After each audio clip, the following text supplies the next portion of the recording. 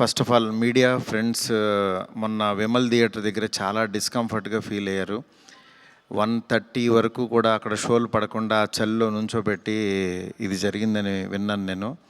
నిజంగా చాలా చాలా చాలా చాలా సారీ.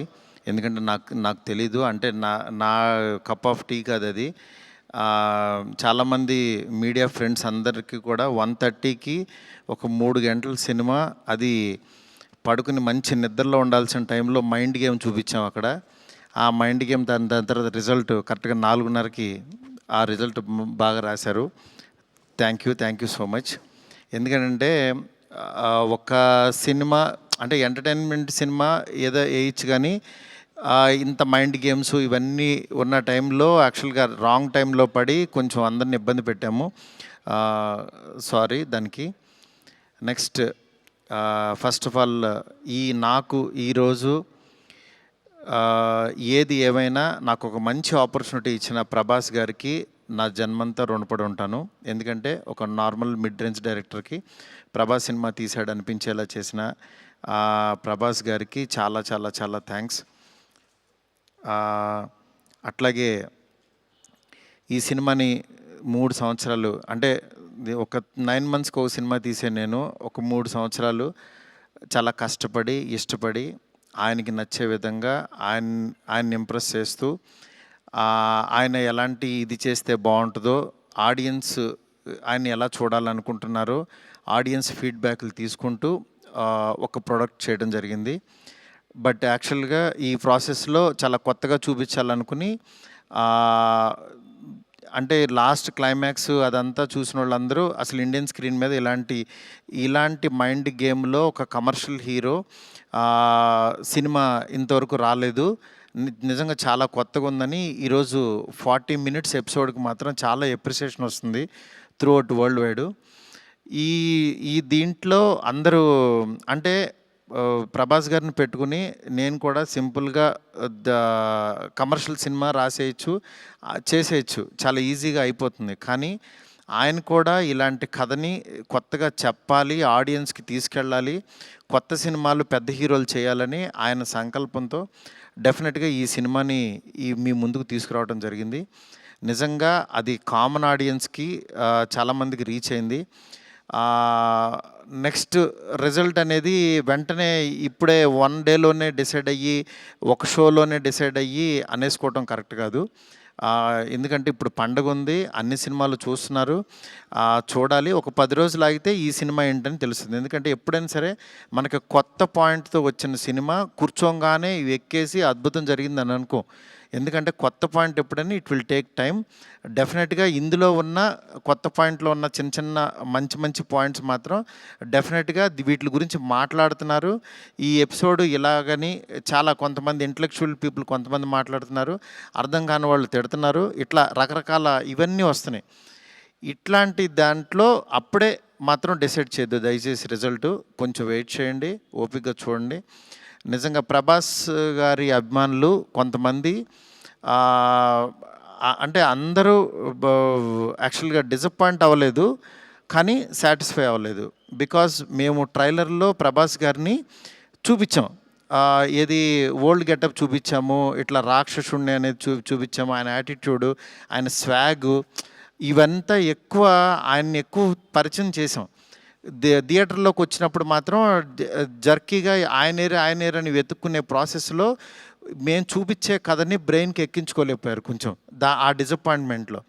అందుకని నిన్న ఈవినింగు ప్రభాస్ గారి అభిమానులు చాలామంది ప్రెసిడెంట్స్ కూడా మాట్లాడారు నాతో, అన్న బాగా తీసామన్న సినిమా, ఆ ఓల్డ్ గెటప్ ఏమైందన్నా అది వస్తే కనుక మాకు చాలా హ్యాపీగా ఉంటుందని చాలామంది అభిమానులు మాట్లాడారు. అందుకని వాళ్ళని దృష్టిలో పెట్టుకుని నిన్న ఈవినింగ్ కూర్చుని సెకండ్ హాఫ్ ఇంకొంచెం షార్ప్ చేసి ప్రభాస్ గారి ఓల్డ్ గెటప్ని ఈరోజు ఈవినింగ్ నాకు తెలిసి 6 o'clock షో నుంచి చూపించడానికి విశ్వ గారు కాల్ తీసుకుని పెట్టాము. ఆయన ఎపిసోడు డెఫినెట్గా మైండ్ బ్లోయింగ్ ఉంటుంది. ఎందుకంటే చాలా కష్టపడి డబ్బులు ఆయన కష్టపడి చాలా తీసిన ఎపిసోడ్. ఎందుకంటే ఒక దీంట్లో రూఫ్లో ఫైట్ జరగటం అంటే ఇంతవరకు ఎప్పుడు రాలా. ఆ రూఫ్లో ఫైట్ వెళ్ళి ఆ ఫైట్కి కావాల్సిన లీడు ఇదంతా నియర్ బై ఒక 8 మినిట్స్ ఎపిసోడ్ ఉంటుంది, 8 to 9 మినిట్స్ ఎపిసోడ్. డెఫినెట్గా ఆయన స్వాగ్ని మీరందరూ ఎంజాయ్ చేయబోతున్నారు ఇవాళ నుంచి. అలాగే ఎక్కడైతే లెంత్ అని కొంచెం ల్యాగ్ అని ఫీల్ అయ్యారో కొన్ని సందర్భాల్లో అవి కూడా షార్ప్ చేసి ఈరోజు ఈవినింగ్ నుంచి కొత్త ప్రభాస్ గారిని, మళ్ళీ రియల్ రాజాసాబ్ అని ఫీల్ అయిన ప్రభాస్ గారిని మేము చూపించబోతున్నాం. ఇది దీంతో డెఫినెట్గా సాటిస్ఫై అవుతారు అనుకుంటున్నాను. ఈ పండగ అన్ని సినిమాలు బాగా ఆడాలి. డెఫినెట్లీ నిజంగా మాకు నిన్న వచ్చిన అంటే ఇంత పెద్ద ఓపెనింగు, ప్రభాస్ గారు ఓపెనింగ్ ఎప్పుడు కూడా ప్రభాస్ గారు ఫ్యాన్సే నాకు అన్న ఫస్ట్ డే టాక్ ఇలాగే ఉంటుంది మా అన్నది, మీరు అసలు అవన్నీ పట్టించుకోవద్దు, మీరు 10 రోజుల తర్వాత అన్న స్టామినా చూడండి అని నాకు మెసేజ్లు చేస్తున్నారు. అందుకని నేను చాలా హ్యాపీగా ఫీల్ అవుతున్నాను. ప్రభాస్ గారు నాలాంటి ఒక మిడ్ రేంజ్ డైరెక్టర్తో ఇలాంటి ఒక కొత్త సినిమాని మీకు అందించారు. ఆ అందించిన ఈ సినిమాని మీరందరూ యాక్సెప్ట్ చేసి ముందుకు తీసుకెళ్తున్నందుకు నాకు చాలా చాలా హ్యాపీగా ఉంది. నాకు అంటే ఈ కలెక్షన్స్ ఇవి నాకు తెలియదు కానీ బట్ కామన్ ఆడియన్స్ చూసిన వాళ్ళు అందరూ బాగుందంటున్నారు, ఎంజాయ్ చేస్తున్నారు. అంటే ఒక ఎంటర్టైన్ చేసినంతసేపు ఎంటర్టైన్ చేసి దాని తర్వాత ఒక విషయాన్ని చెప్పగలిగాము. ఇది ఆడియన్స్కి బాగా ఎంజాయ్ చేస్తున్నారు. Thank you so much.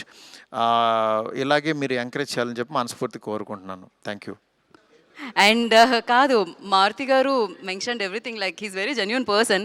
హానెస్ట్గా ఆయన మాడుతూ ఉంటారు, వీ కెన్ అంటే మనం వింటూ ఉంటాం. ఈవెన్ విశ్వప్రసాద్ గారు ఆల్సో చాలా జెన్యున్గా, చాలా మిక్స్ టాక్ ఉన్న, డెఫినెట్లీ స్లోగా స్టార్ట్ అయిన బ్లాక్ బస్టర్ ఇది. డెఫినెట్గా బ్లాక్ బస్టర్. కలెక్షన్స్ చూసిన వాళ్ళందరూ collections and everything are really good, really doing well అనమాట. ఇట్స్ జస్ట్ వన్ డే అనమాట, అంతే. నెక్స్ట్ వన్ మోర్ థింగ్, మా ఫ్రెండ్స్, డైరెక్టర్ ఫ్రెండ్స్ కానీ ప్రొడ్యూసర్స్ కానీ ఇండస్ట్రీ నుంచి చాలా కాల్స్ చేశారు. మా ఫ్రెండ్ బన్నిబాబు కూడా నిన్న పొద్దున్న ఫోన్ చేసి చాలా బాగా మాట్లాడాడు. అందువల్ల దయచేసి నేనేమన్నా బాధపడిపోతానో ఏమనుకోవద్దు. డెఫినెట్గా కొత్త పాయింట్ చెప్పినప్పుడు అది ఎగ్జిస్ట్ అవ్వడానికి టైం పడుతుంది, టైం తీసుకుంటుంది. అందుకని మీరందరూ కూడా నేను చాలా హ్యాపీగా ఉన్నాను. మీరందరూ కూడా హ్యాపీగా ఉండండి, పండగ సెలబ్రేట్ చేసుకోండి. అందుకని పండగ ముందే పెద్ద ఆయన ఇస్తున్నాం మీకు. ఈ పెద్ద ఆయన మీ దగ్గరికి వచ్చి థియేటర్లో ఎందుకంటే పండగ తర్వాత తీసుకొచ్చినా సరే ఇది ఉండదని చాలా కష్టపడి చాలా త్వరగా తీసుకొచ్చేసాము ఇన్ని. అందుకని ఈ పండగలో పెద్ద ఆయన ముందే చూసి పండగ సెలబ్రేట్ చేసుకోండి. Thank you so much. నాకు కాల్ చేసి నన్ను విష్ చేసిన ప్రతి ఒక్కరికి, నాకు ధైర్యం చెప్పిన ప్రతి ఫ్రెండ్కి, ఇండస్ట్రీ ఫ్రెండ్స్కి, నా ఫ్రెండ్స్కి, బయట నుంచి నేను బాగుండాలని కోరుకున్న ప్రతి ఒక్కరికి కూడా మీ బ్లెస్సింగ్స్ ఎప్పుడూ ఉంటాయి. ఎప్పుడు మంచి సినిమాలతో మీ ముందుకు వస్తుంటాను. Thank you so much.